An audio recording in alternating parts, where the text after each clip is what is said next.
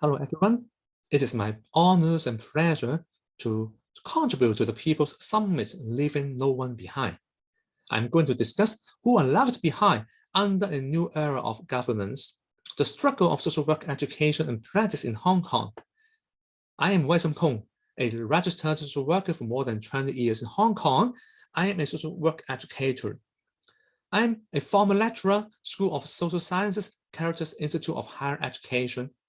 My main focus of social work practice are children, youth, and family living in disadvantaged situation, poverty, ethnic community, women, children with SEN, and young at risk. My main focus on social work education is social theory and policy, critical social work, socio-political participation and empowerment, art-based intervention, narrative therapy, and radical casework. Yes. To ratify the three mountains is the background of the social work practice in Hong Kong. During the anti-extradition movement of 2019 to 2020, schools, universities, and social work were widely blamed by patriots for encouraging seduction among Hong Kong young people. The Chinese government concluded that the long-term ineffective governance of Hong Kong government is the obstruction from the three mountains of jurisdiction, education, and social welfare. How to ratify three mountains is a major focus of the authorities in order to ensure the inculcation of loyalty to China's communist regime. But why does social work being ratified? Social work received government salaries during the anti-extradition movement. Social work sector has always been the stronghold of the pro-democracy camp in Hong Kong. Over the years, social work involved in various social movements on the side of disadvantaged group. Thus, from the eyes of Beijing and pro-Beijing legislators, NGOs and social workers should be corrected, telling them to support the government's governance according to law. But what is Hong Kong national security law? Let me introduce something. The Secretary for Labor and Welfare Bureau said every Chinese Hong Konger shares the responsibility to uphold national security. The National People's Congress of China passed and implemented the NSL in July 2020 without engaging public debate. It carries harsh sentences. For example, life prison, businesses could be shut down.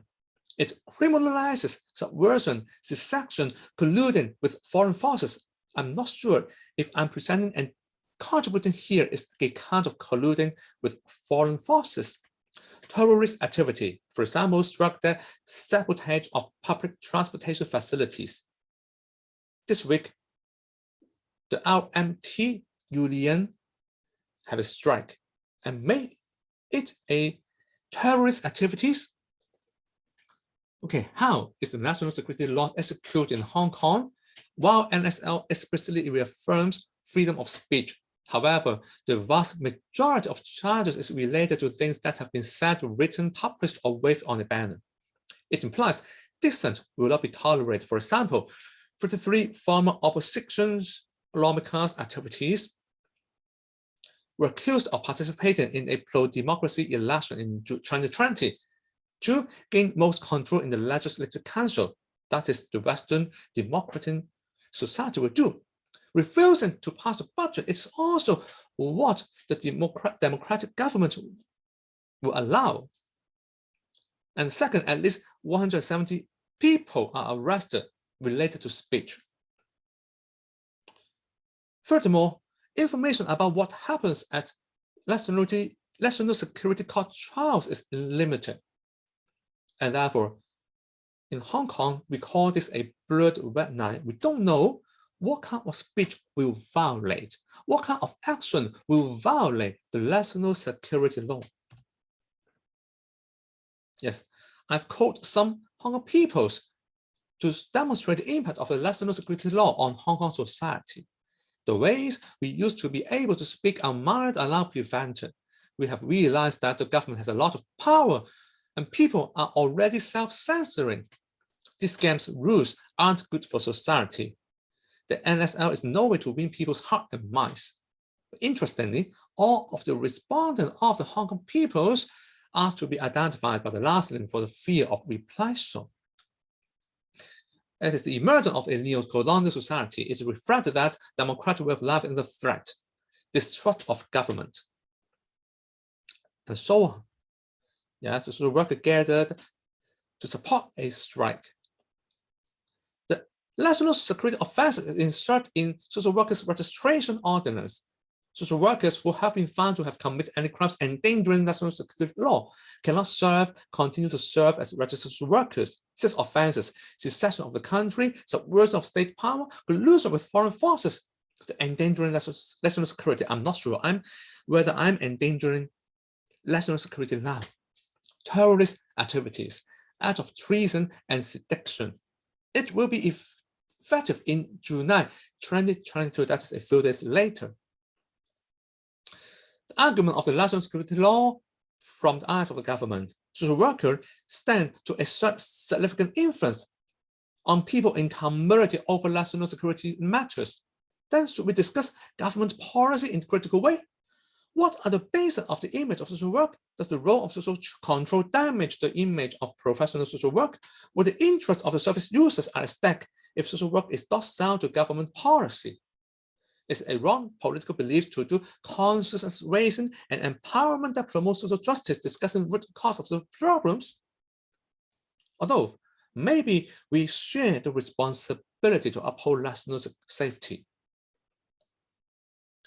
It is not clear whether social workers who protest or criticize government policies will be viewed as committing such offenses. Given the execution of national security law, a clear message is dissent will not be tolerated. And thus we truly believe that struggles for social justice and human rights might violate NSL. It is a responsibility to strive for social justice. That stated in Social Work Code of Ethics in Hong Kong. In fact, not all government policies are in line with social justice. With understanding, would social workers easily fall into the trap of violating the national security law? The impact of NSL on social work community, the conviction. Since NSL took place, at least social workers have been arrested. From umbrella movement to anti-extradition movement, social workers have been convicted of illegal acts and all were in prison. During the anti-extradition movement, it is estimated that at least 50 social workers were arrested. They provide humanitarian support services to those protesters at the scene. Although maybe some people will say the number arrested are quite small, however, it is a kind of context shift from a democratic regime to an authoritarian regime. The pressure from employer because the funding of NGOs mainly rely on government intervention. Social workers are traumatized. Those who witness the process at the scene will feel guilty not to protect service users properly. Those social workers who are being arrested are traumatized by the experience. Furthermore, it weakens the autonomy of the social work community. It is unsure whether social workers who assist people convicted of anti-social unrest or people express disappointment with the government will violate the law. Social workers will have some scruples when intervening in social movement, considering whether they will risk of being punished by the NSL.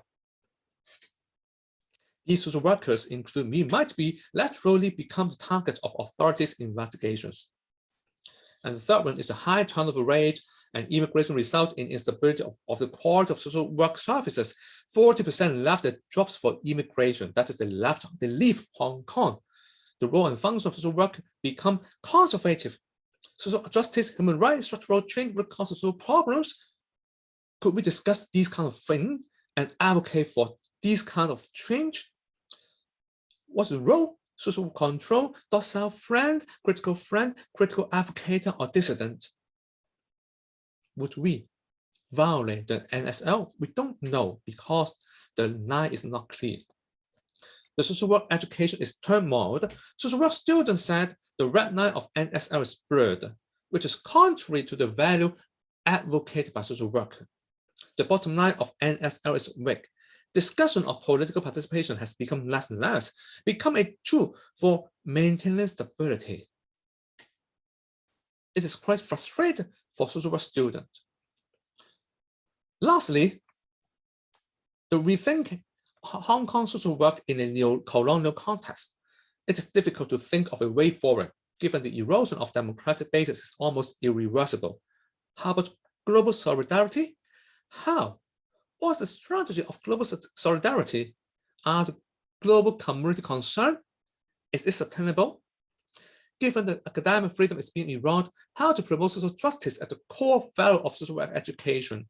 How to negotiate with the government who requires social work professionals not to critical to government policy? How to safeguard the well-being of social service users, given the value of social justice and human rights is viewed as a threat to national security? How to organize community development without being a social control agent that promotes stability of ruling? At last, what is the ethics of social work and community development in a neo-colonial context? Is it involved academic freedom as a principle? To advocate for social justice is another principle. To resist the change of social education, is it a counter principle? It is some thought. Therefore, I hope the global community should show considerable concern to what is happening in Hong Kong. Thank you very much. It is my contribution and discussion. A society for all. Here we are work for the equalities. Here we are live in solidarity. A society for all. Thank you very much.